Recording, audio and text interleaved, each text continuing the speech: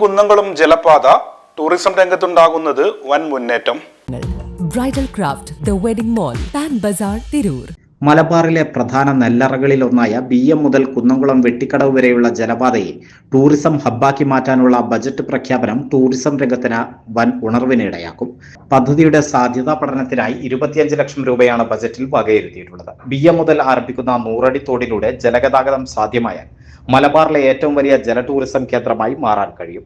പൊന്നാനി കായലിൽ നിന്നും ആരംഭിക്കുന്ന ഈ ജലപാത മാറഞ്ചേരി, ആളം, അയിനിച്ചിറ, കോലളമ്പ്, തുറുവാണം, നരണിപ്പുഴ, പട്ടേരിക്കുന്ന് താഴ്വാരം വഴി ചെറവല്ലൂർ, ഉപ്പുങ്ങൽ കടവിലെത്തും. തുടർന്ന് കുന്നംകുളത്തെ കോൾമേഖലയിലേക്കും എത്തിച്ചേരാനാകും. നിലവിൽ പലയിടത്തും ആഴവും വീതിയും കുറഞ്ഞ നിലയിലാണ് നൂറടിത്തോടുള്ളത്. 5 മീറ്റർ ആഴവും വീതിയും വർദ്ധിപ്പിച്ചാൽ തന്നെ നൂറടിത്തോടിനെ വീണ്ടെടുക്കാനാകും.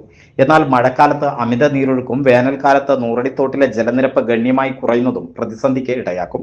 പന്താവൂർ ലിഫ്റ്റ് ഇറിഗേഷൻ വഴി എത്തുന്ന വെള്ളം വെമ്പയിൽ, നീലയിൽ പാടം എന്നിവിടങ്ങളിൽ റിസർവോയറുകൾ ആയി ഉപയോഗപ്പെടുത്തുകയും ജലം സംഭരിച്ച് നൂറടിത്തോട്ടിലെ വെള്ളത്തിന്റെ അനുപാതം നിലനിർത്തുകയും ചെയ്താൽ ജലഗതാഗതം തടസ്സമില്ലാതെ നടത്താൻ കഴിയും.